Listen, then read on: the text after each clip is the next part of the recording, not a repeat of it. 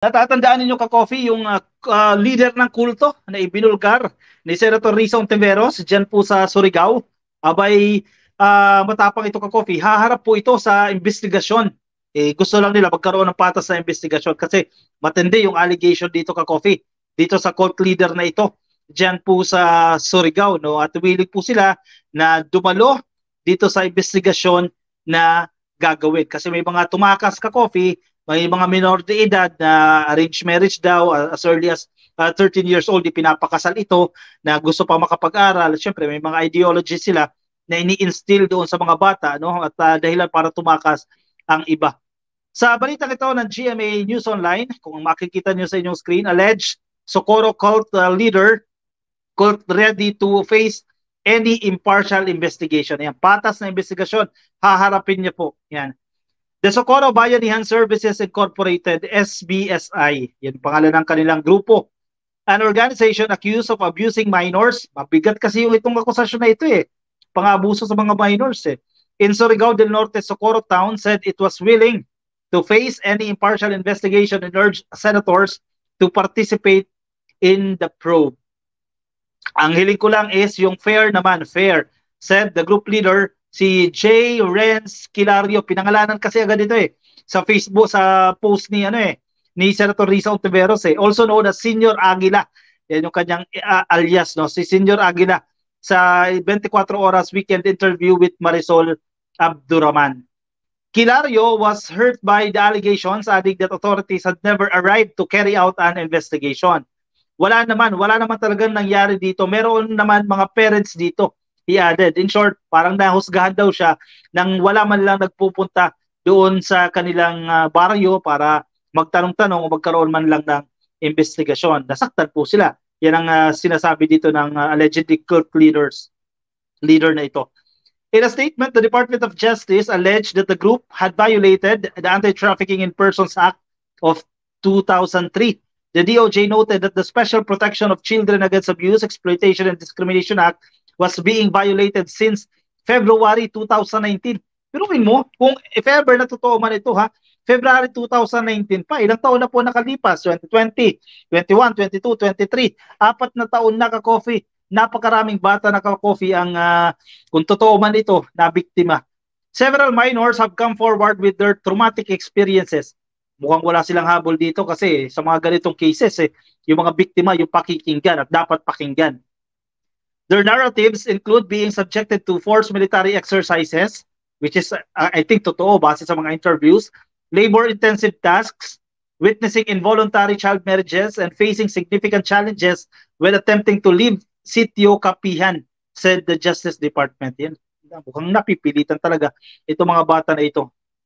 The DOJ added that some trainers were former personnel of the Philippine National Police. Biruin mo dating mga pulis, dating mga miyembro ng PNP ang nagtitrain sa mga taong ito, yung mga bata pa, minor de edad.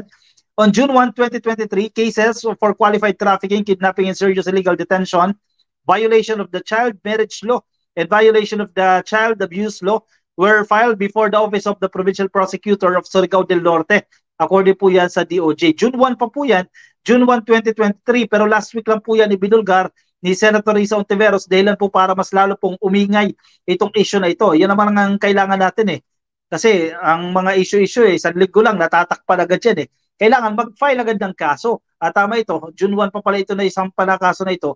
Pero sana mas maging mabilis yung maging pagdinig dito dahil marami pong minor de edad na sangkot o na biktima allegedly dito sa kulto na ito. According to the 24 Oras Weekend Report, several parents and children were emotional when facing the media. Napakasakit po kasi sa side namin, yung binabato nila na ganito, may child trafficking, said a female member. A minor who was a member of the community but was in the custody of the Social Welfare Development for a while claimed she was coached to speak against SBSI. Napipilitan daw ka-coffee. Ito na mahirap Kasi magkabilang side na ito, magkabilang panig na Dito na papasok talaga yung ating mga abogado, paano mapatutunayan yung kanilang aligasyon dito. Kasi syempre, kailangan pa rin natin bigyan ng due process itong grupo na ito, no?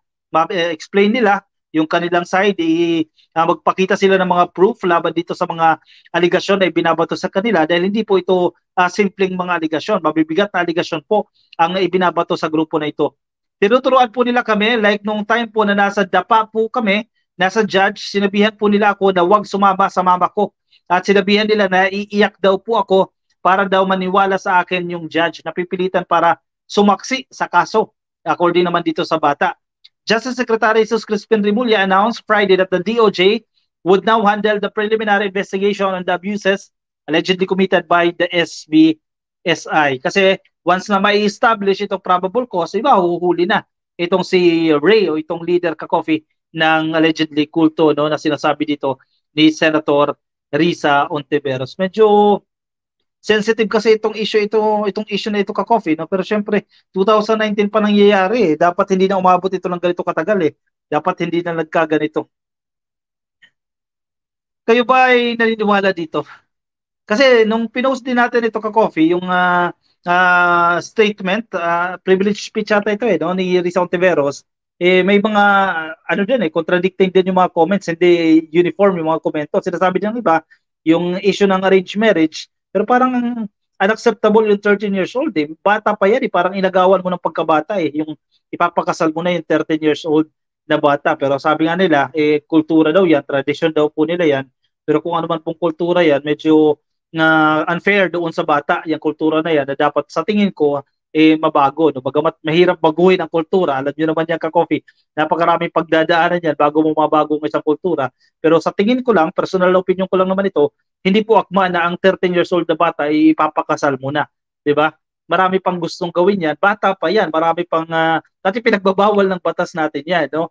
Bagamat tradisyon nila yan, pero hindi pa rin po akma na ipakasal mo ang 13 years old sa 21, no, na lalaki.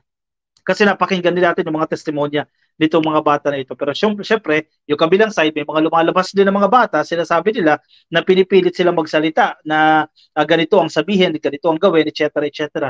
So, hayaan na natin ang korte ang magdesisyon dito at naisampa na naman po yan dyan sa Surigao. Ang request na lang natin dito, kung magkakaroon man ng pagdinig ang Senado ukol dito, meron na pong pending case. Don't think na magsasagawa pa sila, pero usually nangyayari din naman yan, ika nga in aid of legislation, sana maging fair din, tama naman yung pinupunto niya dito, mabigyan siya ng due process dito, pero kung nakikita naman natin yan kung nagsisinungaling siya o hindi, mararamdaman natin yan kung hindi nagtutugma yung kanilang mga pahayag. So hintayin na lang tayo ka-coffee kung ano yung kalalabasan nitong investigasyon na ito, pero as much as possible, sana ma-address na agad ito, ma-settle na agad itong issue na ito. Marisa Suba, hinahanap ang 20 pesos na bigas. Naging libre na nga, ano pang gusto ng mga pasaway sa gobyerno. Ayan, marami nakalibre, no? Tag-isang sako, 20 kilos yun yung pinapamigay Arnold Tablang, good evening. Kay Aida Miguel watching from Qatar. Happy viewing po sa inyo. Shoutout po sa inyo dyan sa Qatar.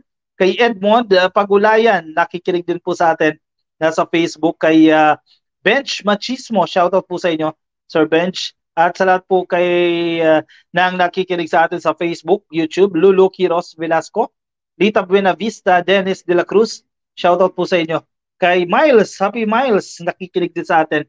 Happy viewing po sa inyo. Kay Ma'am Benicel, 781BHE. Oy ma'am, parang long time no see ha. Hello, maupay nga gabi, haimo, maupay nga gabi, haimo gihap. Shoutout po sa inyo. Baka kakakita ko pala, busy kasi pero. O nga ma'am ngayon lang ulit kita nakita. Ngayon ka lang ulit nag-comment. Mukhang busy ka talaga dyan. Sige ma'am, okay lang po yan. Migs Troy Seron, shoutout po sa inyo. Nakikinig sa atin sa Facebook. Alright, ang bilis ng oras ha. Tayo nakaka 33 minutes na. Ka-coffee, marami po ang mga followers natin ang hindi pa po naka-follow, naka-like sa ating Facebook page. Click lang po ang follow. Click lang po ang like dyan sa ating comment section. Comment section. Click follow, like dyan sa Facebook. YouTube, click lang po ang subscribe. Uy, maraming salamat sa iyong super sticker kay Ma'am Benicel 781BHA. Shoutout po sa inyo, ma'am. Ayun, balik ako doon ka-coffee. Sa mga hindi pa po naka-follow, naka-like, click lang po yung follow, like. Libre. Kung nasa YouTube po kayo, ay click nyo lang po yung subscribe. Alan Curido Erum, happy viewing sa inyo. Baka may pabida na naman sa Senado pag mag-imbestiga sa kulto. Definitely, sir. Hindi naman nawawala yan. Lagi naman nandiyan yan. Lagi namang may bida dyan. Depende ka-coffee kung anong committee mag-iimbestiga dito. Pero sa tingin ko, welfare. Hindi ko alam kung sino nag-handle sa mga ganitong usapin. Antay na lang tayo ka-coffee kung kailan. Wala pa tayong nababalita ang schedule ng pagdidig dito. Sabi ni Engineer Rodolfo, ka-coffee dito sa Kuala Lumpur ay hindi issue ang bigas. 1.91, 23 pesos lang ang pinakamababa yan kasi lahat ng mga tao dito may trabaho, walang tamad at tumaasa lang sa gobyerno. Engineer, yes, correct ka dyan, sir, no? Ang actually, mas mayaman naman talaga sa Pilipinas, no? Pero tama ka dyan. Belina Isabel, good evening ka-coffee. God bless you. Like and subscribe kay Josh Cruzado. Shoutout po sa inyo. Komite de Ontiveros daw ka-coffee. Yan. Simple Talkers of Vlog. Pinangalanan niya na yung komite na yan. Anyway, ako yung magpapaalam na sa inyo. Maraming salamat ka-coffee sa pagsama sa akin ngayong linggo ng gabi. Again, available po ang ating mga ka-coffee merchandise. It comes in different colors, white and black ka-coffee. Good morning ka-coffee. Yan. Para kahit gabi na, good morning pa rin. Dapat lagi tayong good vibes. Paalam po sa inyo. Maraming salamat sa pagsama sa akin. Ingat po kayo bukas. Trabaho ulit. Bye-bye. Simple Talk is goodbye. Thank you. Joby May, thank you. Musking Digma. Oy, good evening. Watching from South Korea. Bye-bye sa inyo.